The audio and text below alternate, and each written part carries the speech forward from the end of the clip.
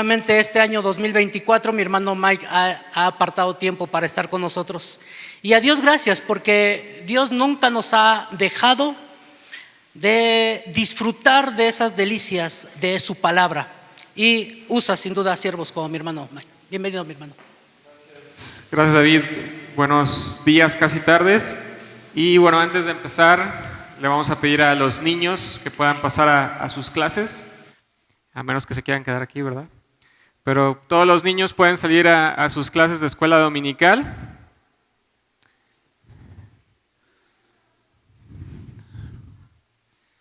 Y si me apoyan, porque yo no veo, sí veo la presentación acá, pero aquí no. Antes que nada, pues feliz año, primer domingo del año 2024. Ya, listo, ya. Gracias. Es un gusto para mí poder acompañarles y poder compartir con ustedes. Como bien se dieron cuenta, pues estamos poniendo en pausa todavía el libro de los Hechos, el cual es el que se ha estado estudiando durante los últimos meses. Pero pues cuando se dio la oportunidad que viniera este domingo, pues yo les compartía al equipo de liderazgo que pues estábamos prácticamente un día después del famoso Día de Reyes y que podíamos hacer una reflexión en torno a ello. Entonces les pido que ahí donde están puedan inclinar su rostro y vamos a poner este tiempo en manos de Dios. Señor, te doy gracias una vez más por la oportunidad que nos das de reunirnos, de alabar y bendecir tu nombre, pero también de meditar en tu palabra. Y Señor, en este día yo te pido que tu Espíritu Santo nos siga acompañando, que tú hables a través de tu palabra, que me uses en esta tarde. Y te pido, Señor, que a pesar de que se trata de un relato que tal vez podemos conocer ya de años, tú puedas mostrarnos algunas verdades y sobre todo algunas cosas que debemos de poner en práctica a lo largo de este 2024. Te lo pido en el nombre de Cristo Jesús y todos dicen amén. Bueno, pues el mensaje de este día se ha titulado Una visita muy especial. Y yo quiero preguntarles, y de seguro la respuesta es un sí, ¿has recibido alguna visita muy especial por ahí en tu casa? Hay veces que te puede caer la gente de sorpresa, no lo esperabas y se vuelve una visita muy especial. O hay veces que ya estabas esperando que alguien viniera y haces los preparativos para que eso suceda, ¿no? Normalmente en estas fechas de diciembre que nos podemos reunir con familia, con amigos, a veces pones la casa, a veces tienes que ir a otro lugar y justo es esta como dualidad entre que tú recibes a gente en tu casa o hay veces que tú tienes que ir de visita.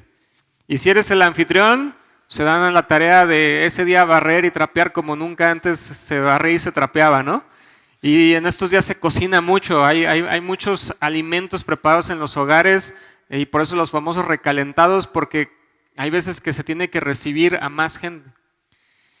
Antes de Navidad tuvimos oportunidad de visitar ahí una ranchería en Hidalgo de unos familiares de Bere, mi esposa. Y pues como ustedes saben, en Hidalgo se prepara barbacoa de hoyo, ¿no? Y es una delicia la barbacoa de hoyo, especialmente cuando te toca el primer taco salido de ahí del hoyo, ¿no? Pero cuando se mata a todo un animal, hay mucha gente que va a comer. Y especialmente en una ranchería, pues la voz se corre rápido. Y se sabe que en la casa de tal persona acaban de matar el borrego y entonces pues si vas a pasar por ahí, te va a tocar un taquito. Entonces hay veces que esas visitas, está preparado el alimento, pero no sabes exactamente quién va a venir, pero se le da la bienvenida. El día de hoy vamos a platicar sobre una visita que ya conocemos muy bien o que hemos escuchado en diversas ocasiones. Y en nuestro México, en nuestro país, pues el día de ayer es un día de mucha tradición y dentro de la tradición hay cosas correctas y dentro de la tradición hay cosas no tan correctas o tal vez con verdades a medias. Especialmente en el tema de los niños hay mucha expectativa en torno al Día de Reyes, ¿no? El día 5 hay demasiados preparativos por lo que va a ocurrir al siguiente día, ¿no? La venta de rosca de Reyes, por ejemplo, es una locura en algunos lugares porque hay que ir con tiempo porque si no, no vas a encontrar. Yo quise comprar, por ejemplo, una rosca ayer en Costco y ya no hay. estaban agotadas en Costco desde el día 5. Entonces hay muchas cosas que suceden en torno al Día de Reyes. Y quiero comenzar leyéndote algo que dice Respuestas en Génesis. Es un texto algo amplio, pero nos va a servir como de contexto. Dice lo siguiente: por todas partes del mundo, la representación del nacimiento de Jesús incluye a los Reyes Magos. Se han escrito canciones y poemas sobre ellos, aparecen en películas, obras de teatro, comedietas de la escuela dominical. Son algunas de las figuras más reconocidas de nuestra cultura, ya que casi todo el mundo ha visto las imágenes de 3 Reyes Magos montados en camellos y siguiendo una estrella. ¿Qué sabemos realmente acerca de estos hombres, que ahora se les conoce como Gaspar, Melchor y Baltasar? El relato bíblico de los magos apoya la historia tradicional que rodea a estos enigmáticos personajes. ¿Quiénes eran? ¿Cómo supieron sobre el rey de los judíos? ¿Cuántos eran? ¿Cuándo y dónde vieron al Señor Jesucristo? Hoy trataremos de resolver algunas de estas preguntas y lo vamos a hacer en 3 bloques diferentes. Vamos a platicar sobre la fecha de la visita, vamos a platicar sobre los visitantes y vamos a platicar sobre el propósito de la visita. Así que vamos a concentrarnos un poco en torno a la fecha de la visita de estos famosos Reyes Magos. Como bien leímos por ahí en Mateo capítulo 2, versículo 1, Mateo dice lo siguiente: cuando Jesús nació en Belén de Judea, en días del rey Herodes, vinieron del oriente a Jerusalén unos magos. Entonces lo primero que aparece ahí en el capítulo 2 es en días del rey Herodes.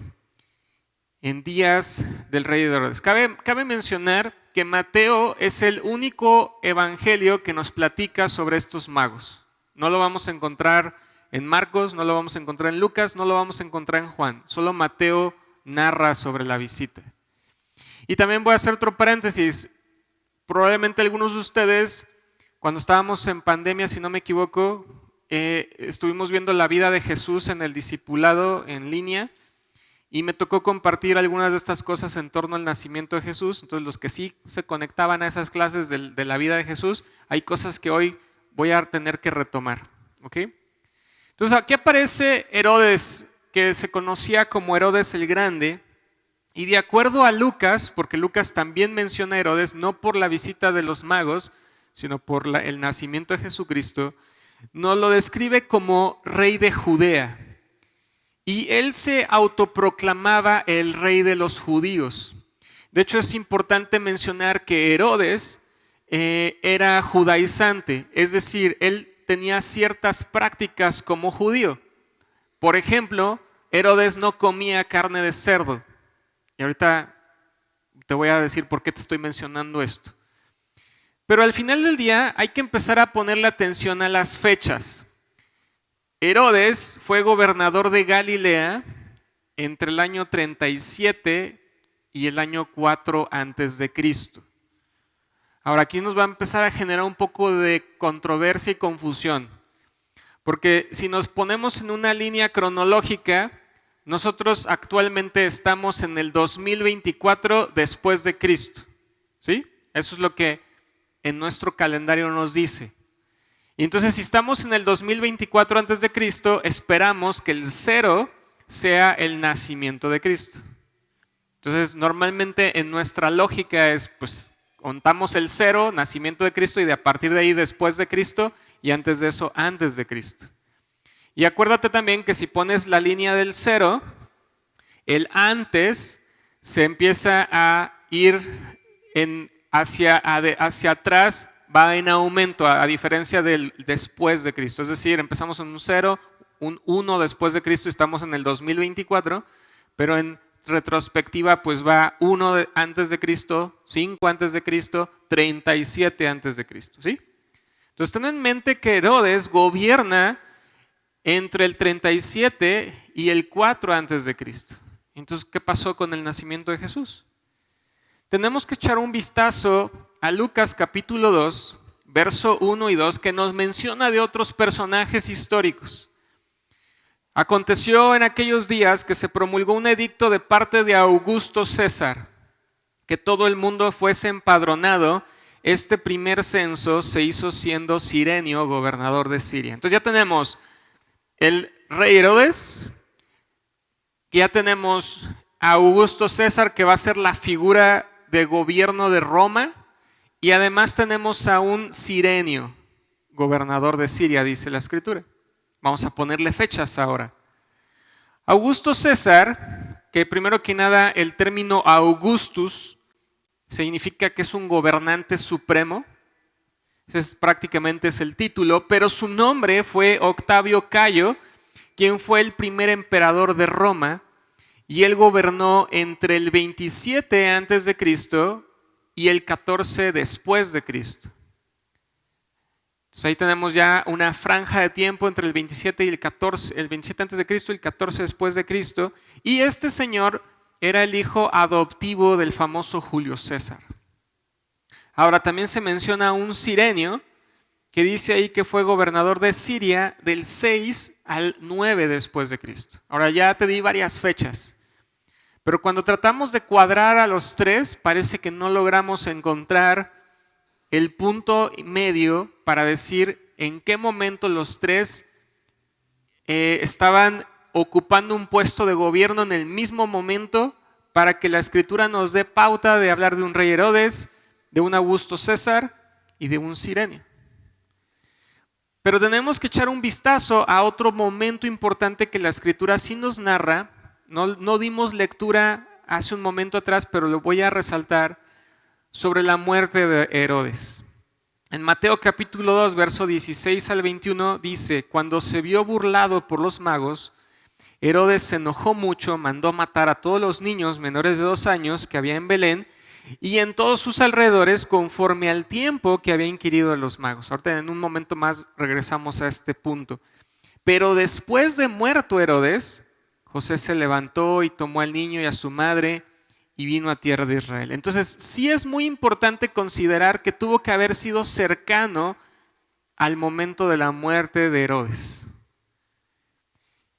Y si echamos un vistazo a evidencia extrabíblica, esto quiere decir, aparte de lo que podemos leer en la escritura, que es lo que se ha encontrado a través de la arqueología, a través de documentos históricos, etcétera, podemos revisar lo siguiente. En el año de 1764 se encontró un fragmento de piedra en Tívoli que contiene una inscripción en honor a un oficial romano que fue 2 veces gobernador de Siria y Fenicia durante el gobierno de Augusto. En base a lo anterior, Cirenio también pudo ser gobernador militar durante el gobierno de Augusto César, y ahora tenemos una nueva fecha entre el 10 y el 6 antes de Cristo.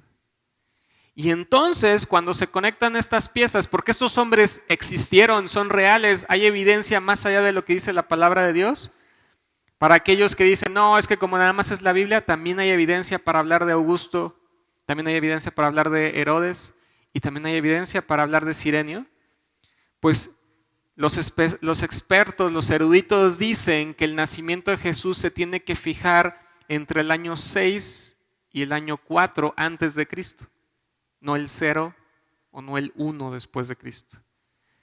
Y aquí ya es para otra historia, porque muchos años después a un monje se le asignó la tarea de tratar de poner esa fecha y se equivocó por 4 o 6 años. En lugar de ponerle que realmente el nacimiento de Cristo tuvo que haber sido, o sea, en otras palabras, que ese 0 para nosotros es realmente un 4 antes de Cristo o un 6 antes de Cristo, pues él le dijo, a partir de este momento nació Jesús, y de ahí empezamos a contar lo que es nuestro calendario actual. Pero fue por un error matemático de este monje. Ahora, eso no nos preocupa, porque al final del día tampoco sabemos, o más bien no tenemos la fecha exacta del nacimiento de Jesús. Sabemos que no fue un 25 de diciembre, eso sí es muy probable que no haya sido un 25 de diciembre, pero el punto es poder conmemorar que Jesús nació. Pero entonces la pregunta es, ¿cuándo visitaron los magos al niño Jesús? Ese es un tremendo misterio, porque hay veces que se piensa, y especialmente por la cuestión de la tradición y nuestros nacimientos que ponemos en la casa o las pastorelas y demás, que fue en esa misma noche que vienen los pastores, tal vez algunas horas después llegaron por ahí los reyes, ¿no? En algunos dicen, bueno, no, fueron días después y por eso tenemos un desfase entre el 25 de diciembre y el 6 de enero. Pero la realidad es que no sabemos el tiempo exacto que tuvo que haber transcurrido y hay diferentes teorías y hay diferentes maneras de saber o de pensar cuándo fue que visitaron. Lo primero que es importante resaltar aquí es que cuando ellos vienen al palacio, ellos están buscando un rey. Por eso llegan al palacio y consultan con el rey Herodes. Y algo que tú puedes leer ahí en la escritura es que el rey Herodes tiene que llamar a sus sabios también para decir, a ver, ¿qué está pasando aquí? Yo no estaba esperando que naciera otro rey, otro príncipe. Yo soy el de la familia real y tiene que traer a su gente. Entonces no pudo ser de manera inmediata en esa misma noche. Hubo algo que tuvo que ocurrir ahí en torno de varias horas.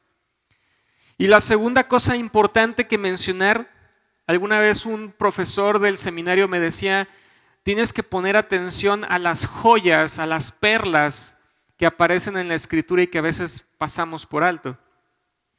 Nosotros normalmente pensamos que Jesús nació en un establo y eso tiene que ver con el relato de Navidad, no me voy a concentrar ahí.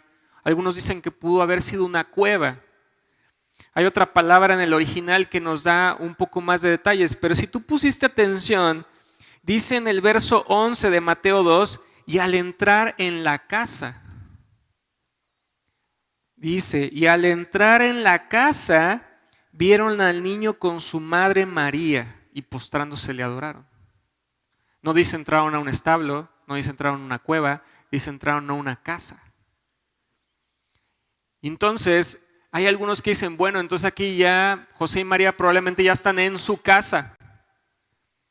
Yo no estoy tan seguro de esa propuesta, de esa teoría, porque en Lucas la información que tenemos es que las viviendas de los judíos tenían diferentes aposentos. Si tú recuerdas a los discípulos, se les pide que vayan al aposento alto y ahí se prepara la cena del Señor. Las viviendas de las personas que eran más ricas tenían un aposento alto, es decir, la clase baja, media, solo tenía una planta. Los que tenían más dinero tenían aposentos altos. Había un segundo nivel en esas viviendas. Y entonces, algunos otros expertos dicen que realmente donde Jesús tuvo que nacer es dentro de una vivienda, porque los judíos también podían tener animales dentro de su casa siempre y cuando no fueran los que estaban rechazados de acuerdo al libro de Levítico. Es decir, para nosotros es común tener un perrito y un gatito dentro de la casa, no pasa nada. Los judíos podían tener ahí su chivito, su borrego y no pasaba nada porque esos eran animales permitidos. Entonces, bueno, todo te lo platico porque no sabemos si fue cuestión de horas de que los magos llegaron después de los pastores. Puede ser que hayan transcurrido varios días o incluso hay algunos que pueden pensar que transcurrieron hasta 2 años porque de acuerdo al mandato de Herodes es vamos a matar a los niños de acuerdo al tiempo que inquirió de los magos y se va hasta matar a los niños de hasta 2 años. O sea, hay gente que piensa que esa es otra probabilidad, que pasaron hasta un tiempo cercano a 2 años para que los reyes o los famosos reyes magos vinieran. Pero el punto es que los reyes vinieron a venerar a un niño que todavía estaba, digamos, recién nacido. No vinieron a adorar a un Jesús que ya estaba a punto de ser clavado en la cruz. Entonces, la fecha cercana tiene que estar por ahí del año 4 antes de Cristo. Ahora, ¿quiénes fueron estos personajes, estos famosos visitantes? En Mateo capítulo 2 nos dice, cuando Jesús nació en Belén, en días del rey Herodes, vinieron del oriente a Jerusalén unos magos, diciendo, ¿dónde está el rey de los judíos que ha nacido? Porque su estrella hemos visto en el oriente y venimos a adorarle. Entonces la pregunta es, ¿fueron magos? ¿Se parecían más como a algún personaje así? ¿O fueron reyes? ¿O fueron reyes magos? Como estos que vemos en en las calles, en los supermercados, en las plazas comerciales. Pues tenemos que echar un vistazo a lo que dice la Escritura. Versiones como la Reina Valera dice ahí, unos magos. Pero otras versiones hacen un trabajo distinto. Por ejemplo, la Nueva Versión Internacional dice unos sabios procedentes del Oriente. El concepto en griego es, como si lo leyéramos, sería algo como magos. Pero el concepto es el nombre dado por los babilonios, los caldeos, los medos, los persas y otros a hombres sabios, maestros, sacerdotes, médicos, astrólogos, videntes, intérpretes de sueños, augureros, adivinos e incluso hechiceros. Esa sería la misma palabra para poder abarcar todo eso. Y por eso tal vez en lugar de hablar de unos magos, una traducción mejor sería unos sabios, porque entonces dentro de los sabios podrían entrar los maestros, dentro de los sabios podrían entrar los sacerdotes, dentro de los sabios podrían entrar los médicos, los astrólogos, etc. Entonces eran hombres estudiosos y especialmente estudiosos de las estrellas. De alguna manera eran unos científicos del Oriente. Y Respuestas en Génesis dice lo siguiente: la palabra griega magoi se traduce como magos en las versiones Reina Valera, la Biblia del lenguaje actual, Reina Valera también actualizada, mientras que en las versiones Reina Valera contemporánea, Nueva Versión Internacional, usan la palabra sabios. Originalmente la palabra generalmente se refiere a una clase de hombres sabios persas, posiblemente sacerdotes, que eran intérpretes de señales especiales, sobre todo en la astrología. Con el tiempo, la palabra fue utilizada de diversas maneras para referirse a personas con conocimientos y habilidades sobrenaturales. Ahí viene lo de magos. O incluso engañadores o embaucadores. Hay poca o ninguna base bíblica o histórica para identificar a estas personas como reyes. Ahí sí no hay ningún pasaje que tenga que ver con reyes. Eso sí, no sé de dónde salió, tendrá que investigar un poco más a quién se le ocurrió que no nada más eran magos o sabios, sino que eran reyes. Respuesta en Génesis dice también, el significado original de magoi probablemente sea sabios que interpretaban señales especiales. Existen al menos 3 razones para identificarlos de este modo. En primer lugar, dieron a conocer que estaban interesados en las señales de los cielos, cuando se hace referencia a la estrella. En segundo lugar, eran de Oriente, lo cual estaba en la dirección de Babilonia y la antigua Persia. Y en tercer lugar, de todos los pueblos de Oriente, los babilonios tuvieron muchas oportunidades de aprender sobre las escrituras judías que contenían múltiples promesas sobre la venida del Mesías. Y déjame darte un ejemplo de algo que conocemos bastante bien. Si tú piensas en Nabucodonosor, unos 600 años antes de Cristo, ya había una importancia muy fuerte en la educación para que los hombres fueran instruidos en conocimientos de astronomía, astrología, ciencia, metafísica, filosofía, etc. ¿Puedes pensar en un personaje famoso del Antiguo Testamento que tenía que ver en estos tiempos con esto? ¿Quién? Daniel, claro que sí. Un claro ejemplo de esto es Daniel. Daniel, que se vuelve un funcionario de gobierno, era considerado el jefe de los sabios. Si echamos un vistazo a lo que dice Daniel capítulo 1, verso 3 al 4, dice lo siguiente: y dijo el rey a Aspenaz, jefe de sus eunucos, que trajese de los hijos de Israel, del linaje real de los príncipes, muchachos en quienes no hubiese tacha alguna, de buen parecer, enseñados en toda sabiduría, sabios en ciencia y de buen entendimiento, e idóneos para estar en el palacio del rey, y que les enseñase las letras y la lengua de los caldeos. O sea, no nada más estaban guapos, también tenían cabeza. Pero fíjate lo que dice en versos más adelante, versos 17 al 20. A estos 4 muchachos Dios les dio conocimiento e inteligencia en todas las letras y ciencias. Me brinco parte del pasaje, verso 19. Y el rey habló con ellos y no fueron hallados entre todos ellos otros como Daniel, Ananías, Misael y Azarías. Así pues, estuvieron delante del rey. Y ve lo que dice el verso 20. En todo asunto de sabiduría e inteligencia que el rey les consultó, los halló 10 veces mejores que todos los magos y los astrólogos que había en todo su reino. Por eso Daniel se vuelve el jefe de los sabios. Por eso las autoridades lo llamaban para consultarles sobre cuestiones que se tenían que decidir. Y entonces God Questions dice, lo más probable es que los magos conocieran, ya estoy retomando otra vez a los reyes magos, que ellos conocieran las escrituras del profeta Daniel. Si ustedes revisan lo que dice Daniel 9, 24 al 27, son estos famosos periodos de 7 semanas, ¿no? De diferentes eras, de diferentes momentos, tiempos en la historia. Contiene una profecía que da una fecha para el nacimiento del Mesías, Daniel.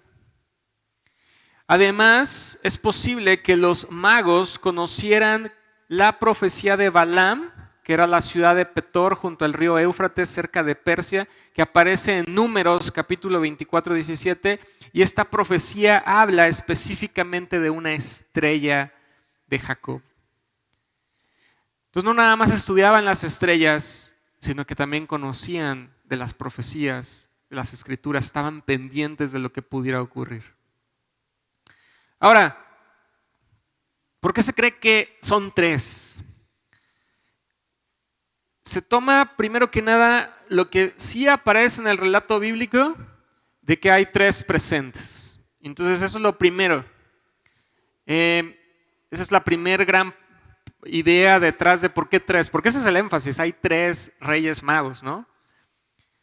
No nada más eso, algunos estudiosos opinan que el 3 también es un signo de perfección. Es algo que vemos constantemente en las escrituras. Un ejemplo perfecto de ello es la Trinidad. Pero además aparecen textos apócrifos, es decir, evangelios fuera del canon que tenemos aquí. Y de aquí es de donde se toman los famosos nombres. ¿Cómo se llaman los Reyes Magos? Melchor, Gaspar y Baltasar, ¿no? Eso es lo que nos dicen siempre. Porque hay un evangelio apócrifo que se llama el Evangelio Armenio de la Infancia.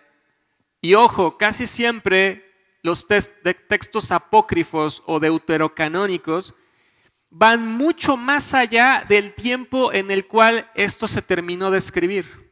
La escritura cierra por ahí del año 60 después de Cristo, más o menos. Ve, este texto corresponde al siglo VI, muchos años después. Y en este evangelio se identifica a los magos con los nombres que se han prevalecido. Melcón o Melchor, rey de los persas, Gaspar de los indios y Baltasar de los árabes. Por eso también las diferentes tonalidades que se les asignan a los reyes magos en su piel, ¿no? Pero ahí está Melcón, Gaspar y Baltasar, reyes de diferentes lugares de Oriente. Ahora, y de aquí es donde viene lo de reyes, porque ya no son magos, ya no son sabios, ahora son reyes de esas ciudades. También existen otros textos como la del siglo IV o del siglo VI, la cueva de tesoros. Los nombres no eran esos, sino que estos eran los nombres: Omizda, rey de Persia; Yazdegerd, rey de Sabá; y Perosad, rey de Arabia. Aquí ya son nombres distintos. Pero otra vez, estos ya son textos extrabíblicos, con muchos años posteriores a lo que tenemos en el relato.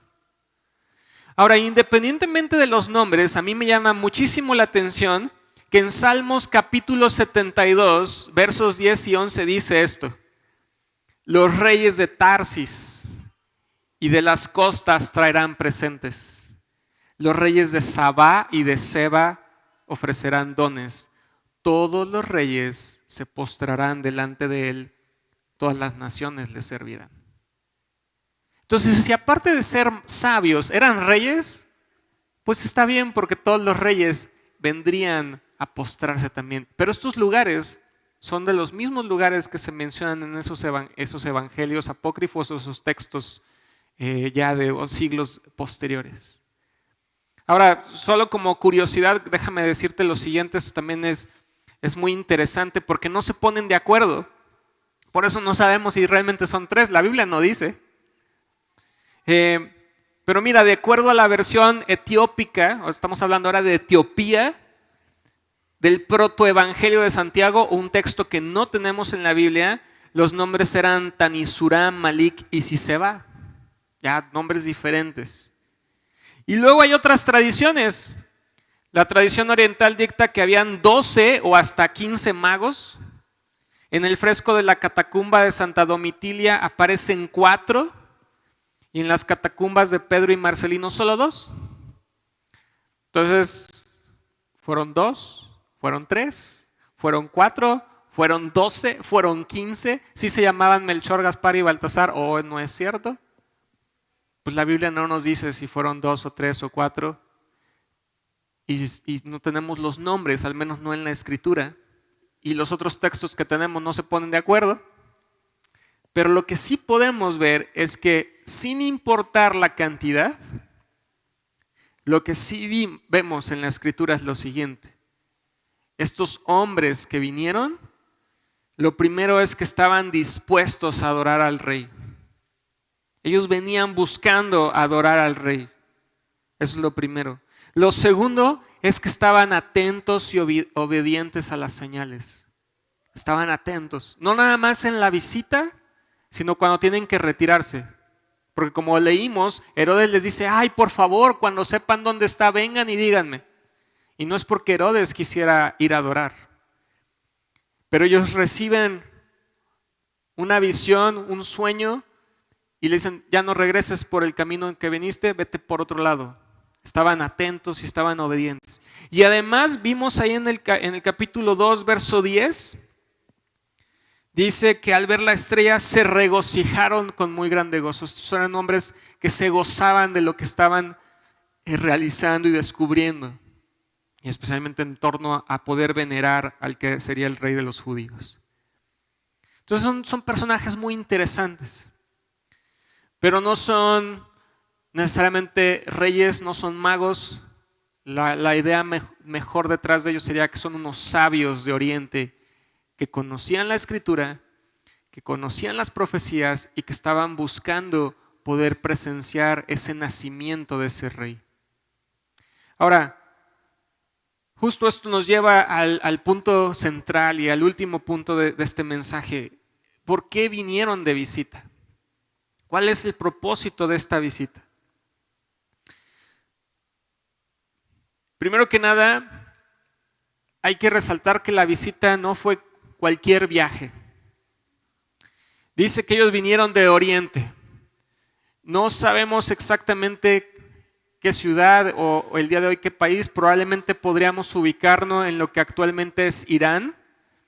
Entonces el viaje se tendría que realizar de Irán hacia Jerusalén. Y si fue así, entonces estamos hablando de un trayecto de 1250 a 1450 kilómetros. Ahora, piénsalo, échale más o menos números. Al día de hoy, nosotros podemos viajar en promedio en las carreteras, aunque algunos son más patones que otros, pero normalmente los límites de velocidad están en 100 kilómetros por hora en una carretera. Es decir, en cuestión de 1 hora recorriste 100 kilómetros en un vehículo motorizado. Ahora piensa el tiempo que les tuvo que haber tomado viajar unos 1200 o 1400 kilómetros.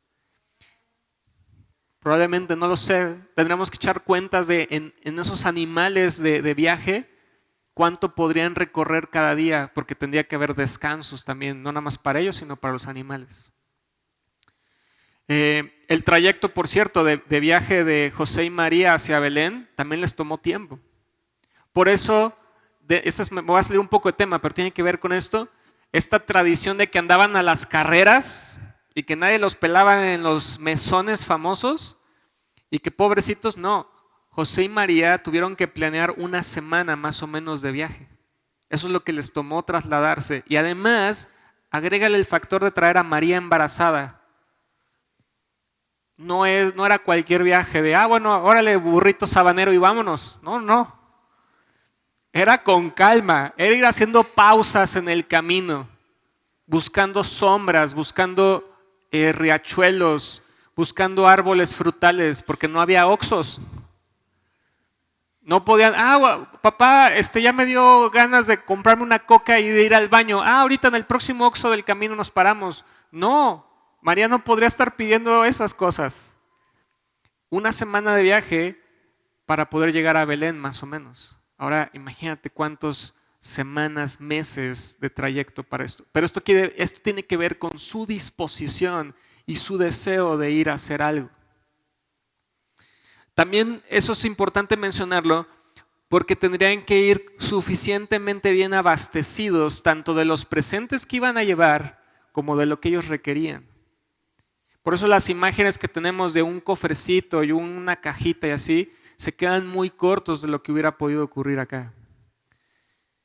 Y entonces, si seguimos leyendo, pues el énfasis es que cuando se presentan con el rey Herodes le preguntan, ¿dónde está el rey de los judíos que ha nacido? Porque su estrella hemos visto en el oriente y venimos a adorarle. Ese era el propósito. Y si vemos la palabra en original de adorar, fíjate todo lo que implica en este mismo contexto. Entre los orientales, especialmente los persas, adorar sería caer de rodillas, tocar el piso con la frente como una expresión de profunda reverencia, como lo que vemos de repente con los musulmanes que se agachan hasta el piso con su frente tocando ahí y están haciendo una total reverencia a, en este caso, venir delante del Señor Jesucristo. Eso era lo que ellos querían hacer. Vamos a adorarle.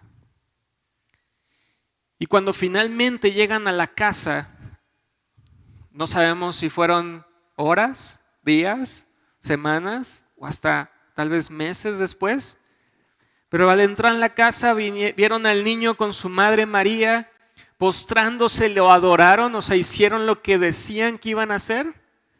Abriendo sus tesoros le ofrecieron presentes, oro, incienso y mirra. Y primero que nada, los regalos tienen un simbolismo muy especial. El antiguo padre del cristianismo, Orígenes, él dice que tendrían que representar lo siguiente. Primero, el oro era un regalo que se le presentaba a los reyes. Si ustedes leen lo que pasa con un rey Salomón y la reina, que también tienen ahí visitas, parte de los tesoros que se traían era en abundancia oro y otro tipo de joyas y piedras preciosas. El oro era un presente especialmente para los reyes. Entonces, detrás de presentar oro, además de que es algo muy valioso, estaban diciéndole, tú eres un rey. Este es un regalo que es para los reyes. Aquí te lo traigo, oro. Incienso. Este sería un regalo para los dioses. Es lo que se sigue haciendo hoy día en N cantidad de religiones. Ofrecer incienso, olor grato. Es prender algo que suba ese humo hacia a veces esa figura, esa imagen, a ese Dios. Pero al traer un incienso era decirle, tú también eres un Dios. No nada más eres rey, eres Dios. Pero la mirra, que es algo que no estamos tan familiarizados con la mirra, eso es muy interesante porque esta sería una especie que se iba a ocupar para preparar los cuerpos de alguien que ya había muerto. Y entonces aquí también estaban de alguna manera trayendo algo que sería para, sí, un Dios, pero un Dios que se hizo hombre, porque Jesús iba a morir. Entonces Orígenes dice, aquí hay simbolismo detrás de el oro, el incienso y la mirra. además de que eran cosas valiosas, costaban. Y entonces, como eran costosos, también podrían haber representado propósitos prácticos. Yo estoy convencido que la visita de estos sabios sí era para adorar y venerar al que sería el rey de los judíos, pero además Dios estaba teniendo cuidado de su propio hijo. Porque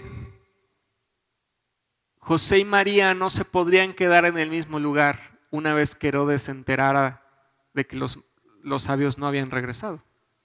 Si seguimos leyendo ahí la escritura, en Mateo capítulo 2, versos 7 y 8 que leíamos hace rato, entonces Herodes, llamando en secreto a los magos, indagó de ellos diligentemente el tiempo de la aparición de la estrella. Esto es cuando ellos todavía están ahí con él en el palacio. Y enviándolos a Belén dijo: id allá y averiguad con diligencia acerca del niño, y cuando le halléis, hacedmelo saber para que yo también vaya y le adore. Versículo 12. Pero siendo avisados por revelación en sueños que no volviesen a Herodes, regresaron a su tierra por otro camino. Verso 16.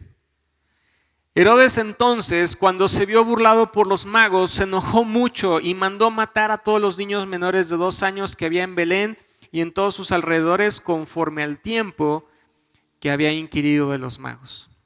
Ahorita vamos a regresar al propósito práctico de los regalos, pero déjenme concentrarme un poco en lo que está pasando con Herodes. Algunos podrían pensar: oye, qué drástica decisión de matar a todos los niños menores de 2 años. ¿Cómo sería eso posible? Eso es una exageración. Bueno, si revisamos evidencia extrabíblica, tenemos claridad de quién fue Herodes y qué es lo que hacía Herodes. Josefo es uno de los grandes historiadores del pueblo judío. Su texto se conoce como Antigüedades de los Judíos. Y fíjate lo que dice Josefo. En su afán por conservar su trono, Herodes mató a 3 de sus propios hijos, incluyendo la ejecución de su hijo mayor a tan solo unos días de morir.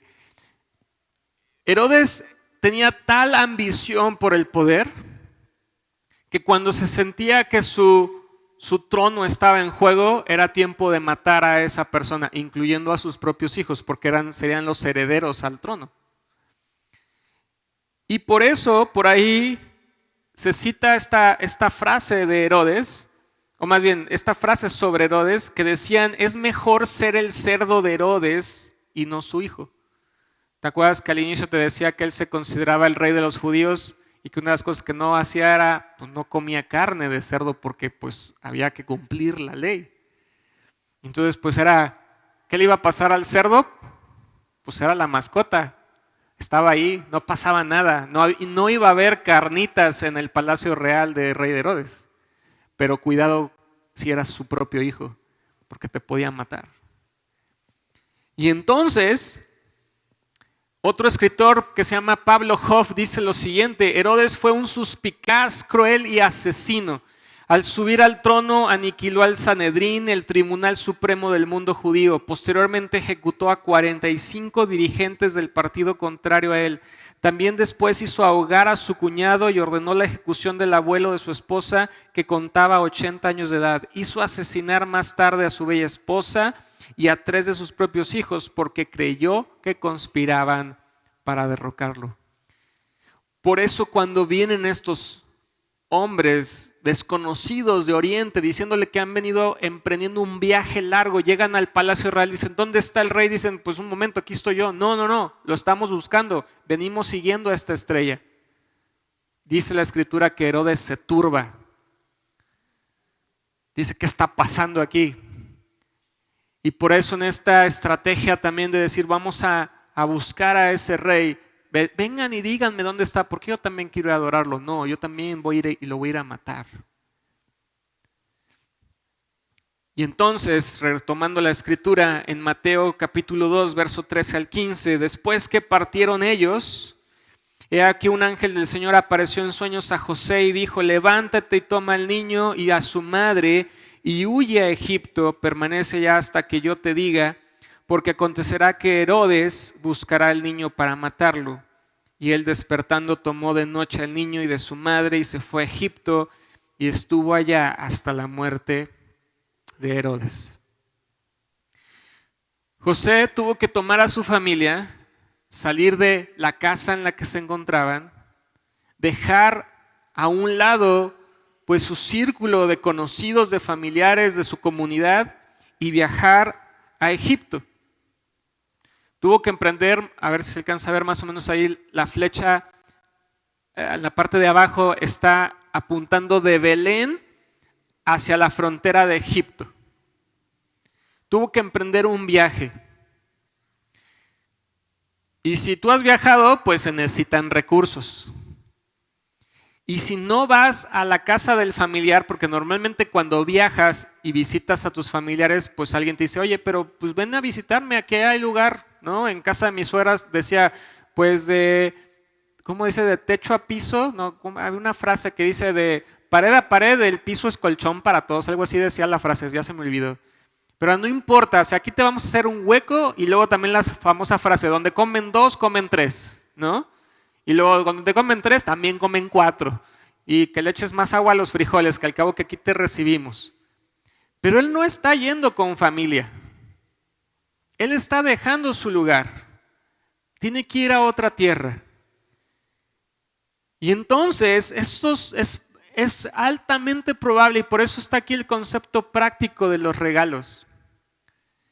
No sabemos cuánto tiempo tuvo que permanecer en Egipto con su familia. Pero lo que sí sabemos es que llevaba regalos de alto valor, que podían hacerse trueques, que podían comercializarse, que podían venderse. Porque tuvo que estar ahí, tuvo que trasladarse alrededor de 125 kilómetros hacia el sur.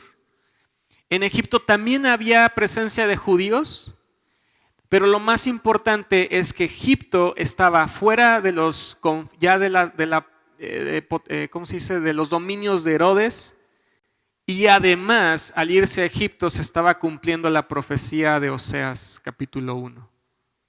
Entonces había diferentes razones por las cuales José y María viajarían a Egipto, pero traía los recursos suficientes para emprender ese viaje, y Dios había enviado a estos sabios desde miles y miles de kilómetros de distancia para proveerle también a su hijo.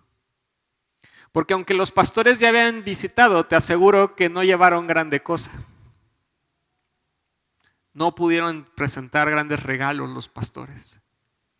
La profecía que se cumple es la que mismo aparece ahí en Mateo capítulo 2, verso 15. Estuvo allá hasta la muerte de Herodes para que se cumpliese lo que dijo el Señor por medio del profeta cuando dijo: de Egipto llamé a mi hijo, citando al profeta Oseas. Esta es una historia que conocemos muy bien. Probablemente hoy te di información adicional que tal vez no conocías. Pero ¿qué podemos aprender de ellos? ¿De qué nos sirve más allá de, pues sí, de tener una celebración en un día como el Día de Reyes? Que si pudiéramos le cambiábamos el nombre, ahora sería el Día de los Sabios, pero pues nadie nos va a pelar, se va a seguir llamando el Día de los Reyes. ¿Qué podemos aprender de estos magos o de estos sabios? Mira, God Questions dice: los magos eran hombres que leyeron y creyeron la palabra de Dios. Buscaron a Jesús, reconocieron el valor de Cristo, se humillaron para adorar a Jesús y obedecieron a Dios antes que a los hombres. Verdaderamente eran hombres sabios. Ellos podrían haber actuado conforme a lo que el rey Herodes dijo, porque era la autoridad. Pero dice ahí, obedecieron a Dios antes que a los hombres. La Biblia del Diario Vivir dice lo siguiente: los magos viajaron miles de kilómetros para ver al rey de los judíos. Cuando lo encontraron, reaccionaron con gozo, adoración y le dieron regalos. ¿Cuán diferente a la forma en que reacciona la gente hoy? Esperamos que Dios venga a buscarnos, que se dé a conocer, que demuestre quién es y que nos dé regalos. Pero los que son sabios todavía buscan a Jesús y lo adoran, no por lo que pueden conseguir, sino por lo que Él es. Y la Biblia del Diario de Vivir sigue y dice: los magos le ofrecieron presentes y adoraron a Jesús por lo que Él era. Esta es la esencia de la verdadera adoración.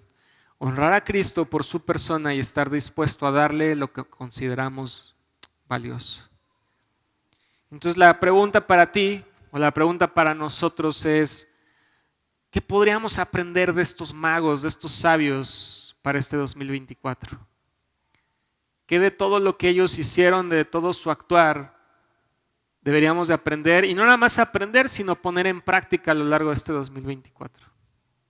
Yo creo que sin duda muchos de nosotros tenemos diferentes planes, diferentes proyectos, diferentes propósitos que tal vez por ahí ya pensaste o incluso hasta escribiste, pero que no se te olvide tener en mente quién es el Señor Jesucristo y que hay que estarlo honrando y adorarlo, hay que buscarle a lo largo del 2024.